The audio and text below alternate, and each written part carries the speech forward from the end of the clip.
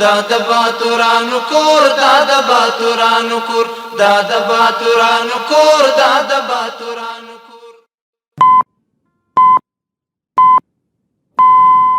د حریت رادیو درنو قدرمنو اوریدونکو السلام علیکم. ستړي مشئ. وخت په کابل کې د ماسپښین 2 بجې شوي.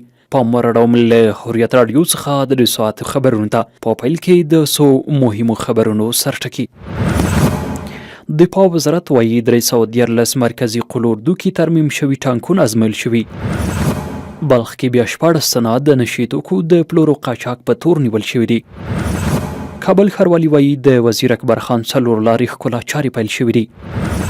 له سپورټ ډګر اوري لغمان کې د 8 لوبډلو ترمنځ د والیبال سیالۍ پیل شوي. له هیواده بهر له سیمې او نړۍ راسره اوري د پاکستان دفاع وزیر وایي هیواد یې دیوالیه شوی او پرونه یې نشي ژغورلی. ساتوی پسرو وینو دا د شهیدانو کور دا د باتورانو کور دا د باتورانو کور دا د باتورانو کور.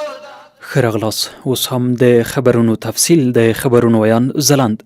ملي دفاع وزارت وایي 314 مرکزي قلوردو کې ترمیم شوي ټانکونه ازمایل شوي. د ملي دفاع وزارت ویلي چې 314 مرکزي قلوردو د ټانک کنډک په پولیګون کې ترمیم شوي ټانکونو د ازمایښتي نښې ویشتلو په موخه ازمایل شوي دي. وزارت زیاته کړې دغو نمایشاتو کې د یادې قلوردو قماندان ملا امیر خان حقانی، قلوردو مرسیال قاری امین الله طیب او درستیزوال شیخ نقیب الله عزیزي په ګډون ګڼو مسؤلینو مجاهدینو شتون درلود. د سرچینې په خبره په پای کې مسؤلینو هغه پرسونل او انجنیران سایلي چې ټانکونه بیا ترمیم کړي وو.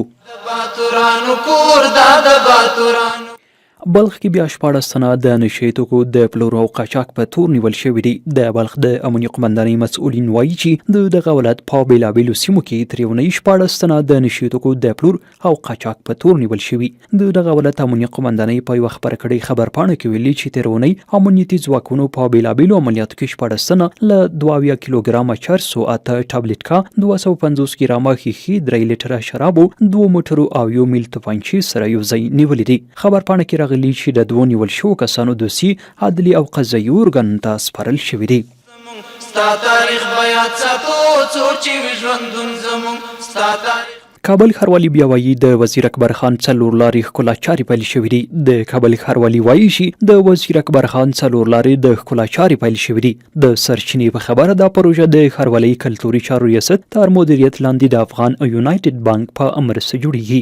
د یادې څلور لارې په ښکلا چارو کې د 9 متره په لوړوالي یو سمبول شامل دی چې په سر کې د 2 متره په پلنوالي یو دایروي څراغ لري. ښاروالۍ زیاتوي چې د یاد سمبول شاوخوا د اوبو فوارې، زرغونتیا، د کټارو نصب، د رنګولو چاري او د جدولونو نصبول هم په پام کې نیول شوي دي. یا د پروژه د 2 میلیون افغانیو په لګښت جوړیږي چې راتلونکو 2 میاشتو کې به چاري بشپړ شي.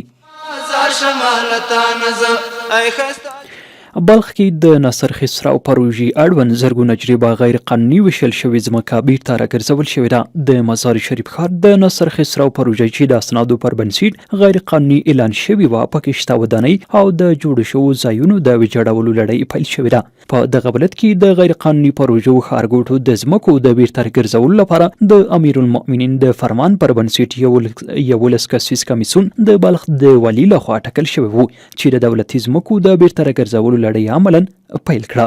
د بلخ د کرنې اوبو لګولو مالدارۍ رئیس مولوي شمس الله خالد ویلي چې د علی قدر امیر المؤمنین د فرمان پر بنسټ د 11 ادارو څخه د ځمکو بیرته راګرځولو په خاطر یو کمیسیون د خپل کار د پیل په ورځ یا د پروژه کې شاوخوا 940 جریبه ځمکه غصب شوي او په غیر قانوني توګه ویشل شوې وه چې نن یې د ویجاړولو کار عملاً پیل شو. خالد زیاته کړي موږ څو ځله د استعلام په شکل د یادې پروژې د اسنادو غوښتنه وکړه خو د پروژې د جعلي مالکینو لخوا کوم ثقافه او قانوني اسناد وړاندې نشول چې د کمیسیون د اعتبار وړ قناعت ترلاسه کړي. په همدې اساس نن ورځ مو دغه پروژه د غاصبینو له منګولو بیرته راوګرځوله او پکې شته ودانۍ ویجاړې شوې. په همدې حال د دغه ولایت د عدلیې رئیس مولوي امر الله مصلح ویلي چې د اسلامي امارت مشرتابه په حکم څخه کم یو کال کېږي چې د غصب د مخنیوي او د غصب شوو ځمکو د بیرته راګرځولو کمیسیون خپل فعالیت پیل کړی دی.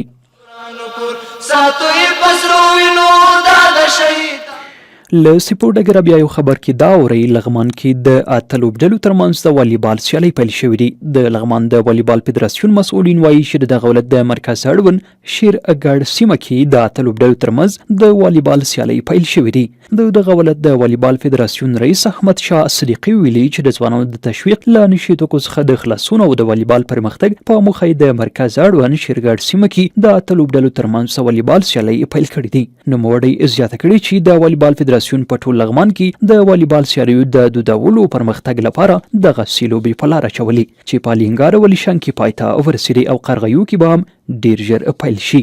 له لنډې دمې وروسته له هیواد بهر له سیمې او نړۍ خبرونه مه هېروئ.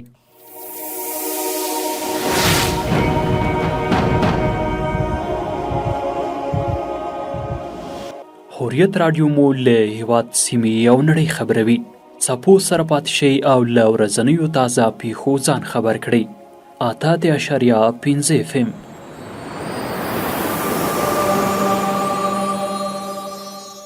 بیا هم ښه راغلاست خبرونو ته دوام ورکوو. له هیواد بهر له سیمې او نړۍ دا راسره اورئ. د پاکستان دفاع وزیر وایي هیواد یې دیوالیه شوی او پورونه یې نشي ژغورلی.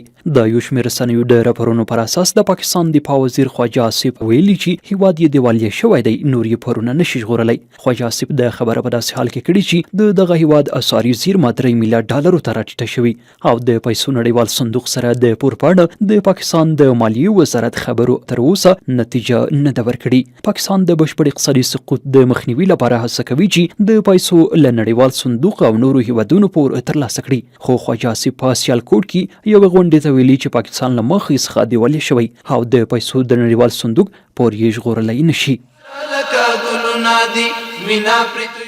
وروستی خبر بیا دا چې د ترکیې په 9 زلزله ځپلو ولایتونو کې د ژغورنې عملیات پای ته رسېدلي. د ترکیې په 9 زلزله ځپلو ولایتونو کې د زلزلې له کبله تر ډنګ ودانیو لاندې د ژوندي پاتې کسانو د ژغورنې عملیات پای ته رسېدلي دي. د یاد هیواد له طبیعي پیښو سره د مبارزې د چارو اداري مشر یونس سازار ویلي چې له 2 ولایتونو پرته په 9 ولایتونو نورو کې د ژغورنې عملیات پای ته رسېدلي دي. د هغه په خبره په دې زلزله کې 40,000 تنه مړه شوي او شاوخوا 100,000 نور یې ټپیان دي. د یادې زلزلې له کبله د ترکیې په بېلابېلو ښارونو کې 115,000 کورونه په پوره او نیمه بڼه ویجاړ شوي او 1.2 میلیونه خلک یې بېکوره کړي دي. ژوندون زمون ستا تاریخ بیات ساتو څو چې وي ژوندون زمون ستا تاریخ بیات ساتو څو چې وي ژوندون زمون ستا تاریخ بیات ساتو. درنو قدرمنو اوریدونکو، له حریت رادیو څخه تر دې مهاله مهم او وروستي خبرونه همدلته پای ته ورسېدل. ځلان مو پلوي او بښونکي مننه رسپارم. تر بیا ښه وخت، ښې چارې.